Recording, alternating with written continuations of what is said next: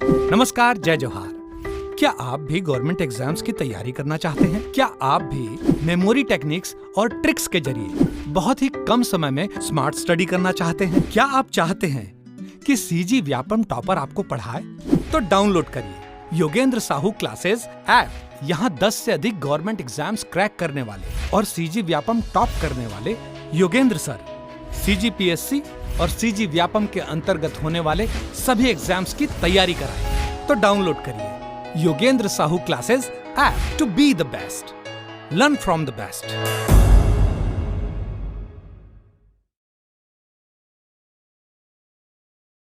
कोई भी सपना साकार करने के लिए सबसे जरूरी है सही कोच का होना। चुनिए Yogendra Sahu classes first rank को और करे अपने सीजी व्यापम सीजीपीएससी का सपना साकार। Download the app now.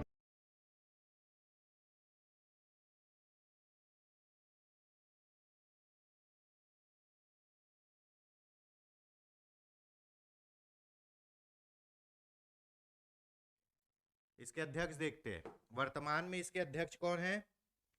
माधुरी पुरी बूझ, पहली महिला अध्यक्ष है ये सेबी की। ठीक है, बैंकर थी। इसके जो अध्यक्ष होते हैं ना, वो हमेशा आर्थिक क्षेत्र से जुड़े हुए व्यक्ति को ही बनाते हैं, अर्थशास्त्री या कोई बैंक का बहुत अच्छा जानकार, जिसको अर्थव्यवस्था का जानकार हो, जो ये आर्थिक क्रियाओं को, फाइनेंशियल एक्टिविटी को बहुत अच्छे से समझता है, उसी को क्या बनाते हैं? इसका अध्यक्ष। अभी इसके अध्यक्ष कौन है? माधुरी पुरी माधुबी है। हाँ, माधुबी पुरी बूझ, माधुबी पुरी बूझ। ठीक है, ये पहली महिला अध्यक्ष भी कौन है? पहली महिला अध्यक्ष भी है ना, पहली महिला जो सेबी की चेयरपर्सन बनी है। ठीक है, 3 साल के लिए ये रहेगी। ठीक, तो वर्तमान में इसकी अध्यक्ष है। अध्यक्ष किसको बनाते? जिसको फाइनेंशियल एक्टिविटी की क्या हो, जानकारी हो। अब तुम किसी वैज्ञानिक को बना दोगे तो काम नहीं चल पाएगा ना। क्यों? कैसे जान पाएगा? जिस फील्ड का है, जिसका काम उसी को साजे भाई, है ना। अब तुम सचिन तेंदुलकर को बोलोगे गाना गाओ तो नहीं हो पाएगा, है ना। और लता मंगेशकर को बोलोगे कि बैटिंग करो तो वो भी नहीं हो पाएगा। तो भैया जिसका काम उसी को साजे। तो तुम्हारा काम है पढ़ाई, लेकिन तुम वो भी नहीं करते हो, तो अपना काम कर लिया करो थोड़ा सा। चलिए, इसमें 6 सदस्य होते हैं। इसका अध्यक्ष किसके द्वारा? केंद्र सरकार द्वारा नामित विशिष्ट योग्यता प्राप्त व्यक्ति होता है, तथा 2 सदस्य केंद्रीय मंत्रालयों के अधिकारी में से नामित किए जाते हैं, है ना। इसमें एक होता है अध्यक्ष, ठीक है, जो केंद्र सरकार द्वारा नियुक्ति कौन करती है? केंद्र सरकार। नियुक्ति कौन करती है? केंद्र सरकार। उसके बाद 2 लोग कौन रहेंगे? कहां से? केंद्रीय मंत्रालय से। 2 लोग कहां से आएंगे? केंद्रीय मंत्रालय से। ठीक है, मंत्रालय से 2 लोग रहेंगे। उसके बाद क्या लिखा है?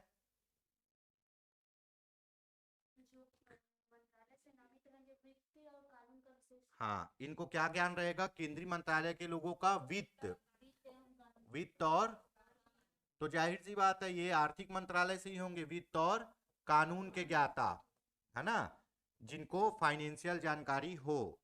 ठीक है, 3 लोग हो गए। और कौन आएगा? पढ़िए आगे। हाँ, एक कहां से आएगा? आरबीआई से आएगा। 4 हो गए। और 2 केंद्र सरकार के रहेंगे, नेतागिरी वाले लोग। 2 कितने रहेंगे? केंद्र सरकार के नेतागिरी वाले लोग। ये केंद्रीय मंत्रालय बोला है, मतलब यहां से आईएएस आईपीएस लोग ही जाएंगे। एक तो अध्यक्ष होगा, जिसको कौन बैठाएगा? केंद्रीय सरकार। 2 लोग कौन रहेंगे? केंद्रीय मंत्रालय से। मंत्रालय में जो आईएएस आईपीएस लोग रहते हैं ना, सचिव स्तर के, उन लोग 2 रहेंगे। 3 हो गए। एक आदमी कहां से आएगा? आरबीआई से, क्योंकि पैसे का काम तो आरबीआई का है।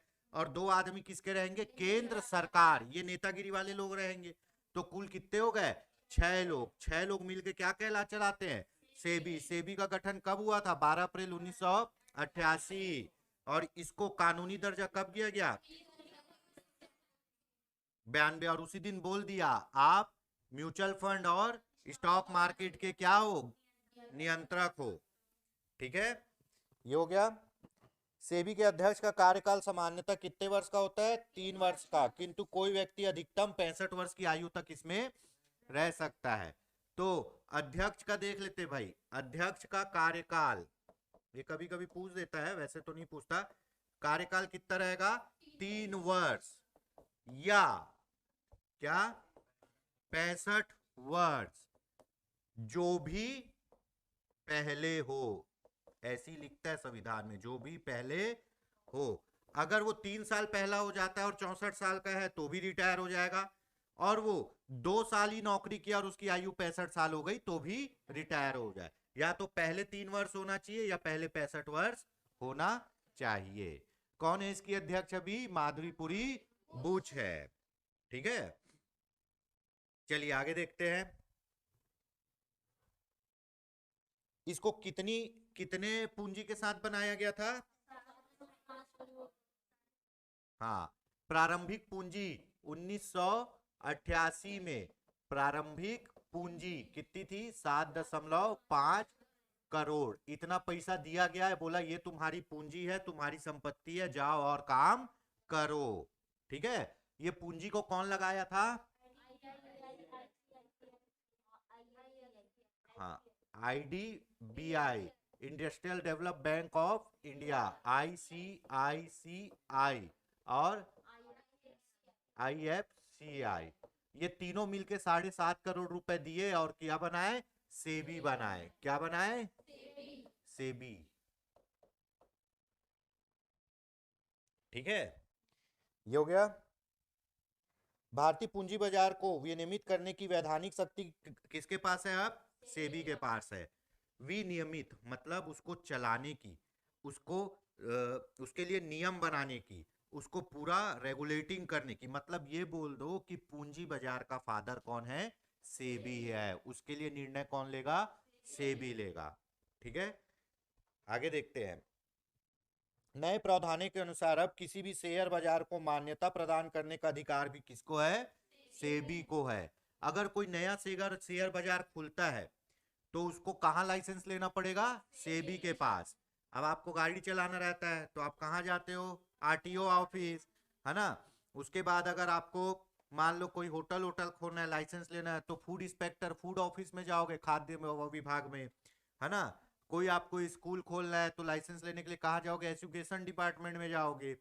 ठीक है, तो ये हो गया। तो अगर कोई नया शेयर बाजार को क्या लिखा है, हाँ, शेयर बाजार को, ये बहुत पूछता है, शेयर बाजार को मान्यता कौन देता है भाई, मान्यता देना।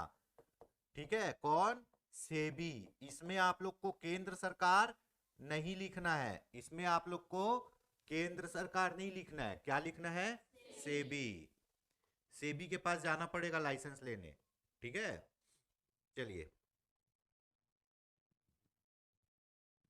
शेयर बाजार के किसी सदस्य के किसी भी बैठक में मताधिकार के संबंध में नियम बनाने, उसे संशोधित करने की शक्ति किसको है, हाँ, शेयर बाजार में अगर मीटिंग हो रही है तो उसमें बैठक, कुल मिला के पूरे शेयर बाजार से संबंधित नियम कानून कौन बनाएगा, सेबी बनाएगा। आगे बढ़ते थोड़ा तेजी से। सेबी संशोधन विधेयक 2000 के तहत इनसाइडर ट्रेडिंग के लिए 25 करोड़ रुपए तक जुर्माना हो सकता है। कितना लिखा है जी, 25 करोड़ जुर्माना। यहाँ लाइसेंस का 500 रुपए पटाते नहीं हो आप लोग, सर 100 रुपए है ले लो ना सर, छोड़ दो ना बोलते हो। अब वो 25 करोड़ रुपए जुर्माना लगाएगा, सोचो, समझ रहे हो, पूरा 7 पुस्तों का पूंजी ले लेगा वो, इतना खतरनाक है सेबी, है ना। हाँ, इनसाइडर ट्रेडिंग मतलब अगर अनुचित रूप से आप शेयर को खरीद रहे हो चोरी छुपे, है ना, और शेयर को चोरी छुपे बेच रहे हो, धोखाधड़ी कर रहे हो, इनसाइडर ट्रेडिंग, है ना, उसको बोलते हैं इलीगल तौर पर खरीद रहे हो शेयर को, तो 25 करोड़ रुपए तक का जुर्माना लगेगा। कंपनी का शेयर खरीदते हुए गलती किए तो उतना जुर्माना लगेगा कि खुद की एक कंपनी खोल सकते। ठीक है, तो अब इसका रेंज बढ़ा दिए हैं, है ना। अब मान लो आप रिलायंस विलायंस का शेयर खरीद रहे हो तो रिलायंस तो अरबों खरबों की कंपनी है, और कुछ धोखाधड़ी हो गया, कोई आदमी कर दिया, तो उस आदमी पे कितना 25 करोड़ रुपए का जुर्माना लगेगा अधिकतम, सोच लो। देखिए शेयर खरीदने के लिए ना एक अकाउंट बनता है, उसको बोलते हैं डीमैट अकाउंट। उस अकाउंट में आप क्या करोगे, पैसा डाल दोगे, फिर उस अकाउंट में लॉगिन करके आप क्या करते हो, शेयर को खरीदते और बेचते हो। तो उस अकाउंट के थ्रू खरीद रहे हो, मतलब आप किस में रजिस्टर हो गए हो, सेबी के पास, शेयर बाजार के पास, तो वो लीगल है। और इससे ना खरीद के इलीगल तौर पे खरीदोगे तो वो क्या कहलाएगा, इनसाइडर ट्रेडिंग, और उसके लिए जुर्माना 25 करोड़। पूछता है डीमेट अकाउंट किस काम आता है, पैसा जमा करने, ये करने, वो करने, शेयर खरीदने के लिए कौन सा account, demat account, D mart नहीं, डीमैट, ठीक है। चलिए आगे देखते हैं। इस विधेयक में लघु निवेशकों के साथ धोखाधड़ी के मामले में 1 लाख रुपए प्रति दर से जुर्माना। अगर कोई छोटा आदमी खरीद रहे बेचारा और उसको तुम बेवकूफ बना दे रहे हो, उसको तुम लोग टोपी पहना दे रहे हो, है ना, लघु निवेशक छोटे आदमी को अगर तुम टोपी पहना रहे हो, ज्यादा खरीदेगा नहीं, 150 शेयर खरीदेगा, 20-25 हजार रुपए खर्चा करेगा, अगर उसको तुम लोग धोखा दे रहे हो, तुम लोग मतलब कोई धोखा दे रहा है, तो एक दिन में कितना करोड़, एक दिन में 1 लाख रुपए जुर्माना लगेगा। और कितने दिन तक लगेगा, 1 करोड़, मतलब 100 दिन तक जुर्माना लगेगा, देना पड़ेगा। और बड़े लोग के लिए 25 करोड़, ठीक है। चलिए यहां हो गया, ये हो गया सेबी, ये क्या हो गया, सेबी। सेबी समझ में आ गया, सेमी नहीं सेबी, ठीक है, अब याद होना चाहिए। तो सेबी एकदम एकदम क्विक रिवीजन कर लेते फटाफट, ठीक। चलिए सेबी बना कब, 12 अप्रैल 1900, इससे क्वेश्चन आता है इसलिए अपन इसमें एफर्ट डाल रहे हैं। इसको कानूनी बनाया कब, 30 जनवरी। हाँ अब याद करने का तरीका, 30 जनवरी को सबसे कानूनी आदमी कौन, महात्मा गांधी, है ना। तो भैया 30 जनवरी 1992 को इसको कानूनी दे दिया। मुख्यालय इसका मुंबई में, पैसे वाला काम मुंबई, इसके क्षेत्रीय कार्यालय, हाँ, इसमें 6 सदस्य होते हैं, ठीक है ना। इसमें क्या होते हैं, 6 सदस्य।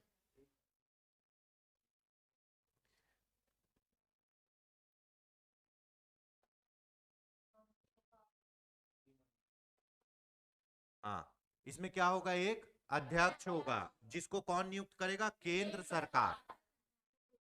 हाँ योग्यता प्राप्त, किसमें, फाइनेंशियल एक्टिविटी में योग्यता होनी चाहिए। अभी आपकी अध्यक्ष है माधवीपुरी बुच, पहली महिला अध्यक्ष है, ठीक है। अब सही आदमी जाग बैठा है, पैसे का काम महिला लोग ठीक करते हैं, है ना, तो अब सही आदमी नहीं, सही पर्सन जाके बैठा है, ठीक है।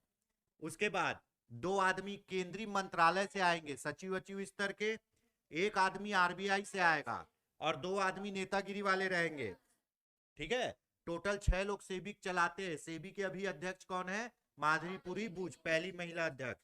इसका कार्यकाल या तो 3 वर्ष या जो भी पहले हो। उसके बाद 1988 में जब ये बना तो इसको चुकता पूंजी दे दिए 7.5 करोड़ रुपए।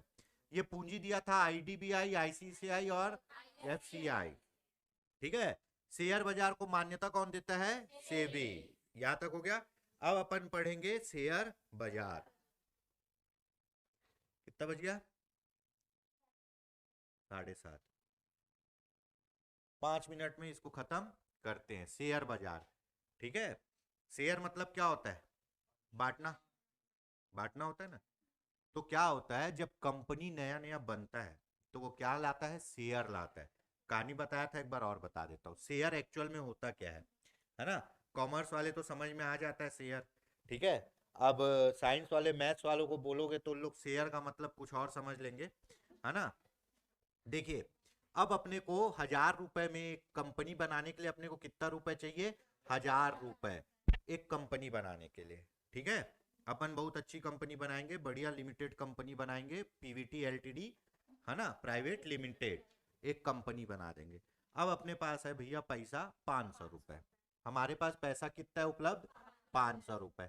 अब ये 500 रुपए बचा हुआ कहाँ से लाएंगे, ये तो बहुत बड़ा टेंशन हो गया, है ना। और अपन तो मतलब ऐसा भी नहीं है कि मुगलों के खानदान से हो या फिर राजा महाराजा के खानदान से हो कि एक आध मटका फोड़ दे, गड्ढा खोद दे तो पैसा निकल जाए। अपन तो मतलब साला गड्ढा खोदे तो पानी ना निकले, पैसे की बात तो बहुत दूर है। ठीक है, पानी भी छोड़ो, मिट्टी ना निकले हैं। तो अब इसको चाहिए पैसा, तो ये क्या करेगा, पैसा लेगा। पूंजी बाजार, पूंजी बाजार में क्या मिलता है, दीर्घकालीन ऋण मिलता है। पढ़ाएं, लिंक करो। तो भैया इसको पूंजी चाहिए। किसी भी कंपनी को चलाने के लिए क्या चाहिए रहता है, पूंजी चाहिए रहता है, और उस पूंजी को पैसा बोलते हैं और पैसे को पूंजी बोलते। ठीक है, तो पूंजी चाहिए, तो ये कहाँ आएगा पूंजी लेने, पूंजी बाजार, है ना। अब सब्जी लेने तुम कपड़े दुकान में तो जाओगे नहीं, सब्जी लेने कपड़े सब्जी दुकान ही जाना पड़ेगा, तो पूंजी लेने कहाँ आएगा, पूंजी बाजार। अब पूंजी बाजार में दो लोग काम करते हैं, एक शेयर मार्केट और एक गिल्टेज बाजार। शेयर मार्केट में क्या बिकता है, शेयर, और सरकारी शेयर और डिबेंचर कहाँ बिकता है, गिल्टेज बाजार में। ये पहले बता चुका हूं मैं, है ना। ठीक है, तो अब ये बोलेगा मेरे को 500 रुपए चाहिए, लेकिन ये किस टाइप से चाहिए, मेरे को 500 रुपए चाहिए शेयर के रूप में, जो मैं कहां से लूंगा, मार्केट से लूंगा। ठीक है, तो ये 500 रुपए को, है ना, 10 रुपए के शेयर में बदलेगा, तो कितने शेयर आएंगे, 50 शेयर। ठीक है, 500 रुपए इसके पास है, 500 की जरूरत है, इसको 500 रुपए चाहिए, तो वो 500 को 10-10 रुपए का शेयर बना दिया है। अब ये 10-10 रुपए के शेयर को ये कहां बेचेगा, शेयर बाजार में। कहां बेचेगा, शेयर बाजार में। ठीक है, हाँ, अमाउंट कंपनी के ऊपर निर्भर करता है, कितने का भी शेयर बना है, मेरे को जहां तक अच्छे से पता है ऐसा ही होता है। अब ये 50 रुपए का से 500 रुपए का शेयर बेचेगा, 10-10 के रूप में कितने शेयर बेचेगा, हाँ। अब ये कंपनी नई है, क्या है, नई, नहीं नई, न्यू है, तो ये अपना शेयर कहां लाएगी, प्राथमिक पूंजी बाजार में। वहां क्या होता है, नई कंपनियां आती है, तो ये अपना शेयर कहां लाएगी, प्राथमिक पूंजी बाजार में। और ठीक है, जहां तक मेरे को पता है, बेस्ट ऑफ माई नॉलेज, जब नई कंपनी का शेयर बिकता है तो उसको बोलते हैं IPO, initial public order offer. Initial public offer मतलब पहली बार, प्रारंभिक, तो इनिशियल मतलब क्या होता है, प्रारंभिक, प्रारंभिक, प्रारंभिक अपन बेच रहे, पहली बार मैं आया हूं, है ना। अगर कोई आदमी आपके गली में नया सब्जी ठेला लेके आया, तो ये मान लो उसका आईपीओ चला है आज, है ना, पहली बार आया है बेचारा। ठीक है, तो इनिशियल पब्लिक ऑफर, तो ये अपना सब्जी ठेला लेके कहा, शेयर बाजार में पहली बार आया, शेयर ठेला लेके, तो ये प्राथमिक पूंजी बाजार जाएगा। क्यों, क्योंकि पहली बार बेच रहे हैं। अगर बाद में बिकेगा तो ये द्वितीयक पूंजी बाजार चल जाएगा। ठीक है, तो ये वहां पे अपनी कंपनी को लिस्ट विस्ट किया, लाइसेंस वाइसेंस लिया अपनी कंपनी का, शेयर बाजार में अपनी कंपनी को क्या कर दिया, सूचीबद्ध, लिस्टेड कर दिया वहां पे। ठीक है, ये हो गया। अब भैया डी मार्ट जाते हो सामान खरीदने, तो वहां भी सामान का एक लिस्ट है, वही सामान आज आपको वो मिलेगा आपको। ठीक ना, आप कोई दूसरा कंपनी मंगोगे तो नहीं मिलेगा। ठीक है, जो उसके होम ब्रांड है और जो आपके पब्लिक ब्रांड है वही मोस्टली रखता है, एकदम अदर कचर तो रखता नहीं है। तो प्रारंभिक पूंजी बाजार में लिस्ट होने के बाद ये अपने शेयर को क्या कर दिया, बेचने के लिए एक तारीख होता है, आज आईपीओ खुलेगा बोलेगा, मतलब ये मान लो ये तारीख अपनी डिसाइड किया 24 जनवरी को, क्या होगा, इस कंपनी का शेयर बिकेगा। तो 24 जनवरी को शेयर खरीदने के लिए अपन कौन सा अकाउंट बनाए थे, डीमैट। लॉगिन करोगे इस कंपनी के जो भी साइट वाइट पे जाओगे, मैं तो कभी किया नहीं हूं, साइट वाइट पे जाओगे और क्या करोगे, आप 24 तारीख को निर्धारित समय में 50 शेयर में से 20 शेयर आप बुक कर दिए कि 20 शेयर में क्या करूंगा, खरीदूंगा। क्या करूंगा, खरीदूंगा। अब 20 शेयर बुक कर दिए। ठीक है, ऐसे और भी बहुत लोग हैं जो बुक कर देंगे, शेयर रहेगा कम और क्या होगा, बुक करने वाले ज्यादा, तो कंपनी रेशियो के हिसाब से आपको शेयर बांटेगी। आपको मान लो 20 का 20 शेयर दे दी, कितना दे दी, 20 का 20, तो आप एक शेयर कितने रुपए का था, 10, तो 20 शेयर का कितना होगा, 200। तो ये 200 रुपए 20 शेयर खरीद के आप किसको दे दिए, कंपनी को। समझ में आ गया, ये 20 शेयर खरीद के आप अपना 200 रुपए किसको दिए, कंपनी को। और कहां दिए, स्टॉक एक्सचेंज में बिका है शेयर, तो वहां से इसको पैसा मिल जाएगा। तो ऐसे कंपनी क्या बेचती है, शेयर। अब अपन इसको खरीदे तो अपने को क्या फायदा है, अपने को मिलेगा इस पे प्रॉफिट, इस पे क्या मिलेगा, प्रॉफिट मिलेगा। ठीक है, ये हो गया, ऐसे बिकता है आपका शेयर। डिबेंचर मतलब होता है ऋण पत्र। अब मान लो इसको 500 रुपए चाहिए, जो शेयर से नहीं चाहिए, कैसे चाहिए, ऋण पत्र से। ऋण मतलब कर्जा। देखिए शेयर मतलब क्या होता है, हिस्सा, हिस्सा मतलब मेरा उसमें हिस्सा है। ठीक है, अब आप एक ठोक किसका एग्जाम्पल दूं? नहीं, घर का नहीं, कुछ अच्छा देखते हैं, है ना। मान लो आप एक गाड़ी खरीदते हो और आपके पास पैसा नहीं है, तो आप क्या करते हो? फाइनेंस कराते हो। फाइनेंस वाला क्या देता है आपको? लोन। लोन मतलब ऋण। ऋण मतलब वो आपको कर्जा दे रहा है। क्या दे रहा है? वो गाड़ी में बराबर का हिस्सेदार है क्या? नहीं, वो ब्याज और अपने पैसे का हिस्सेदार है। समझ में आ गया? अब दो भाई हैं, वो बोले हम लोग जिंदगी गुजर बसर करने के लिए ऐसा करते हैं कि स्कॉर्पियो खरीद लेते हैं और उसको क्या करेंगे? चलाएंगे। आधा पैसा तू दे, आधा पैसा मैं देता हूं। तो वो क्या दिया है? शेयर दिया है, अंश दिया है। उस गाड़ी में दोनों भाई का क्या है? बराबर का हिस्सेदार। अगर वही एक भाई उस गाड़ी को खरीदता और बचे हुए पैसे को लोन के रूप में लेता, तो वो लोन कंपनी हिस्सेदार नहीं होती, वो क्या होती? ऋणदाता होती। तो सेम वही चीज होता है। जो शेयर मार्केट, जो शेयर होते हैं ना, वो कंपनी के क्या होते हैं? हिस्सेदार होते हैं। और जो डिबेंचर वाले होते हैं वो कंपनी के क्या होते हैं? ऋणदाता होते हैं। तो अभी अभी जो शार्क टैंक चलता है ना, उसमें क्या बोलता है कि कितना 10% इक्विटी, 10% इक्विटी कितने लाख रुपए के लिए? 75 लाख रुपए के लिए। कितने लाख रुपए के लिए? ठीक है, मतलब उसको कंपनी का 10% मालिक बनने के लिए कितना लाख रुपए देना पड़ेगा? 75 लाख। समझ गया? वो ऋण नहीं देता है, वो क्या देता है? शेयर लेता है, कंपनी का मालिक बनता है। ठीक है, तो जब वो बोलेगा ना 10% इक्विटी, मतलब आप जितना बोल रहे हो उसमें 10% शेयर मैं लूंगा और उस शेयर के बदले आपको कितना फंडिंग करूंगा? 75 लाख। और जब प्रॉफिट होगा तो एक रेशियो में, उसमें प्रॉफिट रेशियो भी बताता है, प्रॉफिट होगा तो उतने प्रतिशत से प्रॉफिट उसका चले जाएगा। ऋण जो देता है वो ब्याज लेता है, और जो सहायता करता है, भागीदार रहता है, वो क्या लेता है? लाभ लेता है। ठीक है, लाभ कम ज्यादा होगा लेकिन ब्याज आपको उतना ही देना पड़ेगा। ठीक है, ये हो गया, इतना समझ में आ गया।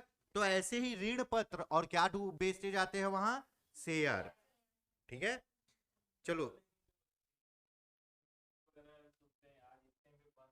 हम्म, हम्म, हाँ, ठीक है। अब देख लो, आप डी मार्ट का आप डी मार्ट का 200 रुपए का शेयर लिए हो। आप डी मार्ट का 200 रुपए का शेयर लिए हो। ठीक है, और डी मार्ट तो फुल फ्लैश में चल रहा है, मतलब इसको लाभ होगा, है ना। डी मार्ट का शेयर अच्छा चल रहा है, कंपनी को लाभ हो रहा है। डी मार्ट का शेयर अच्छा चल रहा है, कंपनी को लाभ हो रहा है, तो शेयर का रेट क्या होगा? बढ़ते जाएगा। लोग उस शेयर को क्या खरीदेंगे? खरीदना चाहेंगे। खरीदना चाहेंगे, शेयर कम है, खरीदने वाले ज्यादा है, मतलब मूल्य बढ़ेगा, है ना। पूर्ति कम है, मांग ज्यादा है, मतलब मूल्य बढ़ेगा। बढ़ेगा जी, बढ़ेगा। भाई, जो चीज कम रहती है उसका डिमांड ज्यादा रहता है। ये नॉर्मल सा नियम है, मांग और पूर्ति, डिमांड एंड सप्लाई। आप चाहते हो 10, मार्केट में आ रहा है 2, तो भैया वो 2 का भी रेट अब 10 के बराबर हो जाएगा। क्यों? क्योंकि उसकी सप्लाई नहीं है, कम है। अब यही चीज अपन देखते हैं जब घर बनाते हैं, है ना। तो घर बनाते हैं तो बारिश में क्या? बारिश में रेत महंगा हो जाएगा, क्योंकि नदी में बाढ़ आ जाएगा और रेत नहीं निकलेगा। चाहने वाले ज्यादा हैं पर है कम, है ना। सही बोले हो। चाहना मतलब एक वही चाहना नहीं होता है भाई, बहुत टाइप से चाहना होता है। चाहने वाले ज्यादा हैं लेकिन उसका मात्रा कम है, तो वो महंगा हो जाएगा, वो बन ही नहीं रहा, रेत निकल ही नहीं रहा। नदी में पानी है, जेसीबी बहा जाएगा, है ना। तुम्हारे 13,000 के चक्कर में उसका 50 लाख का जेसीबी चल जाएगा। ठीक है, हम तो डूबेंगे सनम, तुम्हारी जेसीबी भी ले डूबेंगे वाला हिसाब होगा। हाँ, तो वो भी तो है ना, स्टॉक करके रखते हैं, लेकिन स्टॉक क्या होता है? खत्म भी होता है। ठीक है, ठीक है, तो वो हो गया, अब वो महंगा हो गया। अब दूसरा, बरसात में सीमेंट कम बिकता है, पर सीमेंट प्लांट तो रोज 100 बोरी बना रहा है, उसका स्टॉक बढ़ रहा है, तो सीमेंट क्या होगा? सस्ता हो जाएगा। अब ईटा भट्ठा भी बरसात में नहीं चलता, तो इसीलिए ईटा महंगा हो जाएगा। तो सेम वही चीज है। अब इसके चाहने वाले ज्यादा हैं डी मार्ट के, है ना, डी मार्ट के चाहने वाले ज्यादा है। आप 200 लिए थे, प्रॉफिट भी कमा रहा है, सब बोल रहे हैं हम डी मार्ट का शेयर लेंगे, डी मार्ट का क्यों, प्रॉफिट ज्यादा हो रहा है। ये शेयर का रेट हो गया 250 रुपए, चढ़ रहा है, चढ़ रहा है शेयर। अब पता चला डी मार्ट के फेयर एंड लवली से आदमी गोरा नहीं हो रहा है, डी मार्ट का नाम खराब, डी मार्ट के आटे की रोटी क्या है, फूल नहीं रही है ना। तो ऐसे क्या हो रहा है, ए फॉर एग्जाम्पल है, मतलब एग्जाम्पल के लिए कोई भी हो, तो उसका निगेटिविटी आ रहा है, मतलब अब का वहां डीमार्ट से लोग खरीदना कम कर देंगे, निगेटिविटी आ रहा है, कम कर देंगे, कम कर देंगे तो उसको लाभ कम होगा, मतलब अब उसका शेयर किसी को नहीं चाहिए, तो उसका शेयर क्या होगा, गिरेगा। ठीक है, उसका शेयर गिरेगा, है ना। आप बोलोगे भाई मैं 200 में लिया था 190 में ले तू, कोई नुकसान नहीं है, आप उसको पटाने की कोशिश करोगे, तू ले ले, है ना। फिर वो भी लिया, वो भी 6 महीने रखा, बोले इसमें तो लाभ नहीं है, एक काम कर भाई मैं 200 में लिया था, तू 180 में रख ले, चले ले, मतलब अपन मार्केट में बेच देंगे, ऐसा बात नहीं होता है, वहां पे सूची चलते रहती है। तो ऐसे शेयर बाजार चढ़ता है और गिरता है, ठीक है। तो इस हिसाब से और इसी में आदमी का पैसा डूबता है। आप एकदम सोचे कि ये तो फलाना कंपनी जबरदस्त लाभ कमाएगी, विराट कोहली है, ये तो मारेगा बाबा, ये तो खूब बैटिंग करेगा, और वो निकल गया आपका कौन, हार्दिक पांड्या, आया और गया, चला तो चांद तक नहीं, चला तो चांद तक नहीं तो शाम तक, है ना, और उसका काम भारी हो गया। आप 200 शेयर खरीदे थे, है ना, 200 रुपए का खरीदे थे, वो कंपनी चली नहीं, आपको कितने में बेचना पड़ गया, 80 रुपए में, लो हो गया 120 रुपए घाटा शेयर बाजार में, सीधी सी बात, कंपनी भी गई, आप भी गई, है ना। तो इसी को बोलते हैं हम तो डूबेंगे सनम, तुमको भी सांप ले डूबेंगे। ठीक है, समझ में आ गया, ऐसे ही चढ़ता और उतरता है, और भी इसके वो रहते हैं, सेंसेक्स रहते हैं, वो अलग वर्क करते हैं। ये हो गया। चलिए भाई, कितना बजा है, जाना है, अच्छा चलो, अब 2 शेयर बाजार है, बहुत छोटा छोटा है। राष्ट्रीय शेयर बाजार NSE, national stock exchange, NSE, ये चलता है, देखना जब आप शेयर वाला खोलोगे ना, तो इसके नाम लिखे रहते हैं, एनएस, नेशनल स्टॉक एक्सचेंज। चलिए इसके बारे में देखते हैं, ये शेयर बाजार है, ठीक है, शेयर बाजार है। राष्ट्रीय शेयर बाजार की स्थापना की संस्तुति 1991 में फिरवानी समिति ने की थी। सन 92 में सरकार ने भौतिक औद्योगिक विकास बैंक को इस बाजार की स्थापना का कार्यभार सौंपा। एचडीबीआई राष्ट्रीय शेयर बाजार का मुख्य प्रवर्तक है। शेयर बाजार एनएसई की प्रारंभिक पूंजी 25 करोड़ रुपए, इसका मुख्यालय दक्षिण वर्ली मुंबई में है। एनएसई, है ना, मुख्यालय कहां, मुंबई, दक्षिण वर्ली मुंबई, दक्षिण वर्ली मुंबई, ठीक है। ये बना कब, 1900, हाँ, और कौन आदमी बोला बनाओ इसको करके, ऑर्डर देने वाला कौन था, फिरवानी समिति, कौन, फिरवानी समिति, ठीक है, फिरवानी समिति इसको बोली कि बनाओ। ये पूछता है एनएसई की स्थापना की संस्तुति, मतलब कौन बोला बनाओ करके, फिरवानी समिति, मुख्यालय दक्षिण वर्ली मुंबई में, 91 में बना है। इसको पैसा देने वाला आदमी कौन है, प्रवर्तक बैंक कौन है, आईडीबीआई, और कितना रुपए पूंजी दिया इसको, 25 करोड़ रुपए 91 में दिया, ठीक है, तब ये शेयर बाजार बना। यही कंपनी है, आईडीबीआई बैंक ही है जो फादर है किसका, पैसा देने वाला आदमी किसका, एनएसई का। पूछा जाता है एनएसई का प्रवर्तक बैंक कौन सा है, पूरा पैसा आईडीबीआई लगाया है, भारतीय औद्योगिक विकास bank, Indian industrial development bank of India, ये अंग्रेजी उल्टा ही होता है, ठीक है, भारतीय औद्योगिक विकास बैंक, है ना, इधर भारतीय पहले है, उधर भारतीय, भारतीय बहुत पीछे रखे इन लोग, अंग्रेज वाले बहुत पीछे रखे इंडिया वाले को, लेकिन अपन भी ऐसे ही थोड़ी ना निकलेंगे आगे, ओवरटेक करना जानते हैं अपन, ठीक है। तो इसको बनाने और पैसा देने वाला बैंक कौन है, आईडीबीआई, 25 करोड़ रुपए एक आदमी दिया है, पूरा पूरा सोचो बहुत। चलिए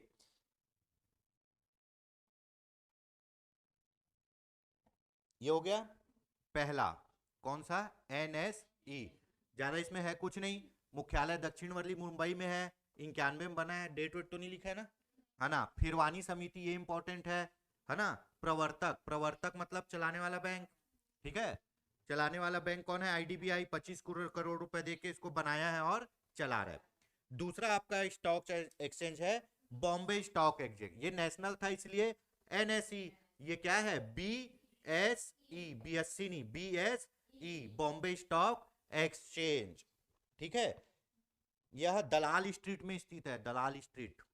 कहां है ये? मुंबई में,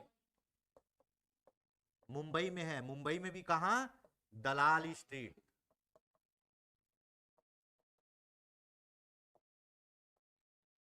अब ये जो दलाल है ना, ये जो दलाल है, दलाल मतलब मीडिएटर, इधर का इधर से, फिर इधर का इधर से, ठीक है। तो इन लोग क्या करते हैं? शेयर के लिए मीडिएटर रख, जैसे आपको खरीदना है तो वहां से सेटिंग करके आपको खरीदवाएंगे, आपको बेचना है तो आपका सेटिंग करके उधर बिकवाएंगे। तो किस चीज की दलाली करते हैं? शेयर की, ठीक है। कहाँ? दलाल स्ट्रीट में, मुंबई में, बीएसई है ना, बॉम्बे स्टॉक एक्सचेंज, ठीक है। बॉम्बे स्टॉक एक्सचेंज, बीएसई, इसकी स्थापना कब? 1875 में स्टॉक एक्सचेंज मुंबई के नाम से किया गया था। स्थापना कब हुआ था? स्थापना 1875, है ना। किस नाम से किया गया था? मुंबई के नाम से किया गया था, स्टॉक एक्सचेंज मुंबई के। अभी इसका नाम क्या है? बॉम्बे स्टॉक एक्सचेंज, ठीक है। पहले स्टॉक एक्सचेंज यथावत है, स्टॉक एक्सचेंज मुंबई, ठीक है। अब मुंबई का नाम बदल के क्या कर दिया? बॉम्बे का ही नाम, बॉम्बे का नाम बदल के मुंबई किया गया, है ना। अब इसको कहा, जो मुंबई बॉम्बे उसको आगे ला दिया है, तो बॉम्बे स्टॉक एक्सचेंज, ठीक। ये हो गया। जिसे इसका नाम कब बदला गया? 2002 में बॉम्बे स्टॉक एक्सचेंज कर दिया गया। 19 अगस्त 2005 को बीएसई को एक पब्लिक लिमिटेड कंपनी के रूप में बना दिया गया। ये क्या है भाई? पीवीटी एलटीडी है ना। नहीं, पब्लिक लिमिटेड कंपनी है। ये क्या है? ऐसे में तो प्राइवेट हो जाएगा, है ना। Public limited company, public limited company है ये, ठीक है। 2005 से, ठीक। ये हो गया। 19 अगस्त 2005 को बीएसई को पब्लिक लिमिटेड कंपनी बना दिया गया। ये हो गया आपका दूसरा शेयर बाजार, ठीक है। पहला क्या है? एनएसई, कहां है? कब बना? 1900, कौन बनाने बोला? है ना। इसको चलाने वाला बैंक, कितना करोड़ रुपए? दूसरा है अपना पुराना, सबसे ये पूछता है, ये सबसे पुराना है भाई। क्या है ये? सबसे पुराना क्या? Bombay stock exchange. कहाँ है? दलाल स्ट्रीट, है ना। पब्लिक लिमिटेड कंपनी है 2005 से। स्थापना कब हुई थी? 1875। किस नाम से? Stock exchange Mumbai. अभी इसका नाम बदल दिया 2 में, बॉम्बे स्टॉक एक्सचेंज, ठीक है।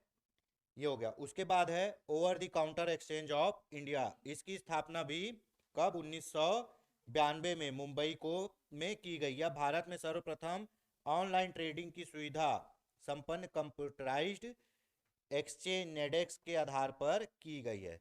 सबसे पहले ऑनलाइन कहाँ था? यही था, over the counter of exchange, है ना। इसका क्या है? ओवर द काउंटर ऑफ ओसी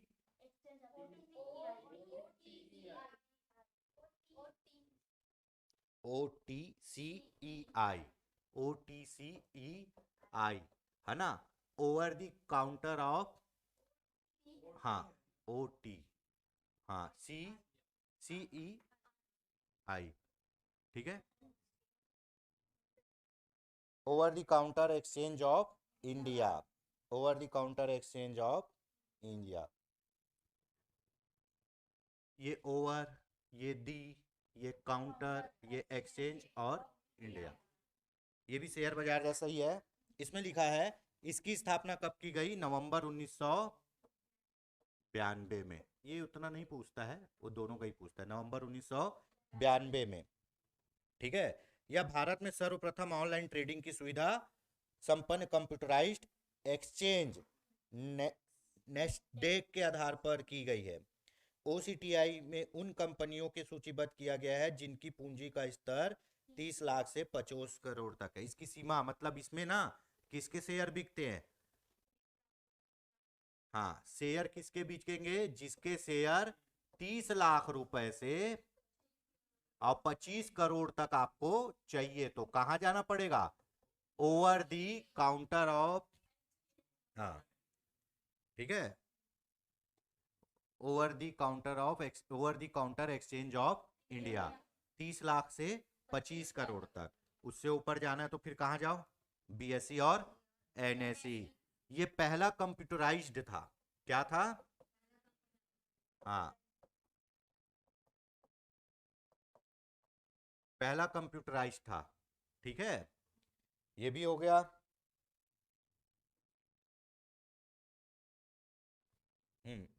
ऐसा भारत सरकार बोलती है कि स्टॉक एक्सचेंज में विदेश का पैसा कितना प्रतिशत लग सकता है? 49। एफडीआई कितना रहेगा? 49%।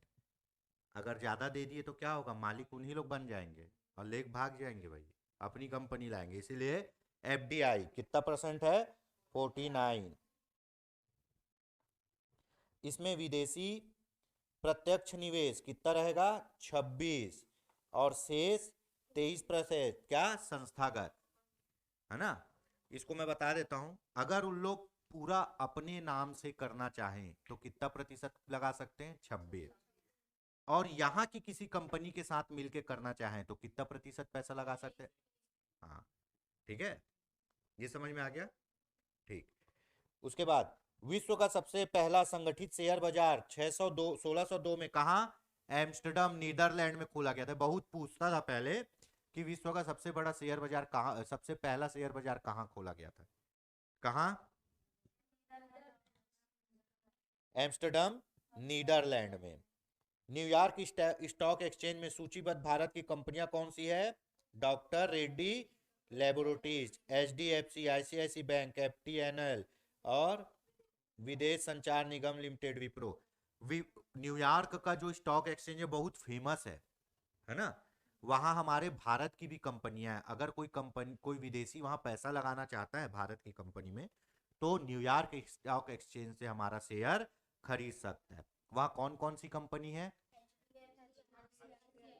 एचडीएफसी बैंक है, आईसीआईसी बैंक है, एमटीएल, महानगर टेलीकॉम क्या महानगर, हाँ हाँ, विप्रो, टाटा मोटर्स, ये सब बड़ी बड़ी कंपनी, नाम से ही सुन लो तो ये सब बहुत बड़ी है। तो इनका कहां पे रिकॉर्ड है? न्यूयॉर्क में अपनी कंपनी को रखे हैं। ये न्यूयॉर्क स्टॉक एक्सचेंज से भी इनका शेयर बिकेगा।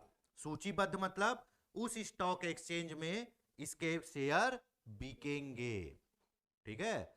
तो सोचो आपकी भी जरूरत नहीं है, इन लोग वहां से पैसा ला लेंगे। ठीक, आगे देखते हैं। अमेरिका स्टॉक एक्सचेंज नास्डक में सूचीबद्ध होने वाली प्रथम कंपनी कौन थी? इन्फोसिस। कौन थी? हाँ, अमेरिका स्टॉक एक्सचेंज नास्डक में सूचीबद्ध होने वाली प्रथम कंपनी थी इन्फोसिस। इन्फोसिस कौन सी कंपनी है भाई? आईटी सेक्टर की कंपनी है, कंप्यूटर वाला। और आपका वो क्या वैली बोलते कंप्यूटर का अपन? Silicon valley. कहाँ है वो? और वर्ल्ड में कहाँ है? अमेरिका में ही है शायद सिलिकॉन वैली, ठीक है। कहाँ है जी? वहीं है शायद, अपन पढ़े थे मेरे को जहाँ तक याद है। तो कंप्यूटर के क्षेत्र में अमेरिका वैसे ही आगे। तो वहाँ कंप्यूटर से संबंधित जो कंपनी थी क्या? इन्फोसिस, अमेरिका में सूचीबद्ध होने वाली पहली कंपनी थी, ठीक है। भारतीय कंपनी अधिनियम के अंतर्गत प्रत्येक कंपनी को पूंजी के लिए अंशों के निर्गमन का अधिकार होता है।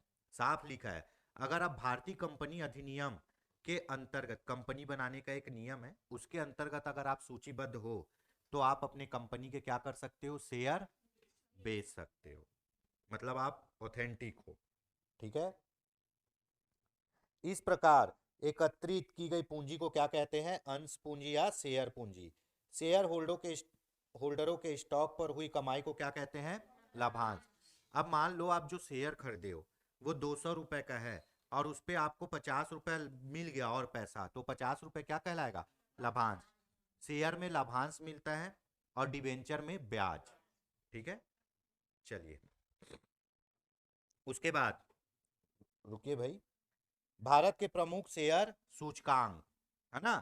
सूचकांक मतलब बीएसई सेंसेक्स। ठीक है, सेंसेक्स ये क्या है? मुंबई स्टॉक एक्सचेंज का संवेदी सूचकांक है। मतलब जो शेयर है ना उनके नाम है। ठीक है, बीएसई मतलब बॉम्बे स्टॉक एक्सचेंज, सेंसेक्स मतलब सेंसिटिव शेयर है। ये क्या है? ये सेंसिटिव शेयर जो बहुत ज्यादा बढ़ते और घटते हैं। ठीक है, संवेदी शेयर सूचकांक है। यह 30 प्रमुख शेयरों का प्रतिनिधित्व करते हैं। तो बीएसई का क्या है? BSE Sensex. बीएसई मतलब ये कहां है ये शेयर? बॉम्बे स्टॉक एक्सचेंज में। सेंसेक्स इसलिए सेंसिटिव है, ये बहुत ज्यादा जो बताया ना बढ़ता घटता है। और इसमें कितने शेयर हैं? 30 कंपनियों के शेयर है। ये पूछता है कितने शेयर हैं? 30 कंपनियों के शेयर है अलग अलग। ठीक है, ये हो गया। इसका आधार वर्ष क्या है? 78 79, है ना? बीएसई क्या? 200। बीएसई क्या? 200। सेंसेक्स पूछता है भाई, है ना? सेंसेक्स क्या करता है? पूछता है क्या है ये? सेंसेक्स पूछता है ना? सेंसेक्स मतलब सेंसिटिव। 30 ऐसे शेयर जो बहुत ज्यादा घटते बढ़ते रहते, तो सेंसिटिव है भाई। पहले बता दिया, अपने रिस्क पे डालो पैसा, बढ़ गया तो बढ़ गया, नहीं तो गया। बीएसई 200, है ना? ये भी कहां का है? बॉम्बे स्टॉक एक्सचेंज का। ये कितने शेयर का प्रतिनिधित्व करेगा? कितने कंपनी का? 200 कंपनी का शेयर इसमें है। तीसरा क्या है आपका? डोलेक्स। क्या है? ये भी पूछता है, डोलेक्स, है ना? यह बीएसई क्या? बीएसई 200 का, इसका बीएसई 200 का डॉलर मूल्य सूचकांक क्या कहलाता है? डॉलेक्स। अगर रुपये में देखोगे तो बीएसई 200 बोल दो, और इसका डॉलर से कंपेयर करके मूल्य निकालोगे तो क्या कहलाएगा? डॉलेक्स। तो ये भी किसका है? बीएसई का। ये सब किसके हैं? बीएसई के। और सबसे भारत का सबसे पुराना स्टॉक एक्सचेंज कौन सा है? बीएसई है। 1875 में बना था, है ना? अब मान लो ये क्या है? ये बीएसई स्टॉक मार्केट है। यहां पे 20 25 30 40 जितनी भी कंपनियां, मान लो 200 कंपनियां क्या है? सूचीबद्ध है। तो ये 200 कंपनी के शेयर बीएसई मार्केट से क्या होंगे? बिकेंगे। ठीक है, आगे देखते हैं। एनएसई, है ना? क्या? NSE national stock exchange. ये कौन सा नया वाला आ गया जो कब बना? 91 में। नेशनल स्टॉक एक्सचेंज फिरवानी समिति, आईडीबीआई वाला। ठीक है, इसी का नाम बदलकर क्या कर दिया गया है? S&P CNX Nifty. ये पूछा जाता है निफ्टी 50 या निफ्टी। निफ्टी किसका है? एनएसई का, है ना? निफ्टी पूछते हैं भाई, निफ्टी किसका है? एनएसई का, है ना? इसी को क्या बोलते हैं? एसएनपी और सीएनएच सेंसेक्स, सीएनएक्स। ठीक है, तो एनएसई का एक ही है। कितना है? एक। एनएसई, इसी का नाम क्या रख दिया गया है? निफ्टी 50, है ना? ये याद रखिएगा। बीएसई का 3 है, जिसमें क्या है? बीएसई का मेन सेंसेक्स। इसमें 30 कंपनियों के शेयर है जो बहुत जल्दी बढ़ते हैं और बहुत जल्दी गिरते हैं। दूसरा है बीएसई 200, इसमें 200 कंपनी के शेयर हैं। और एक है डॉलेक्स, जब यही 200 कंपनी के शेयर का डॉलर में मूल्य निकाला जाएगा तो डॉलर। ठीक है, ये आपका शेयर बाजार खत्म। कल अच्छे से पढ़ के आना। ठीक है, बंद कर दो।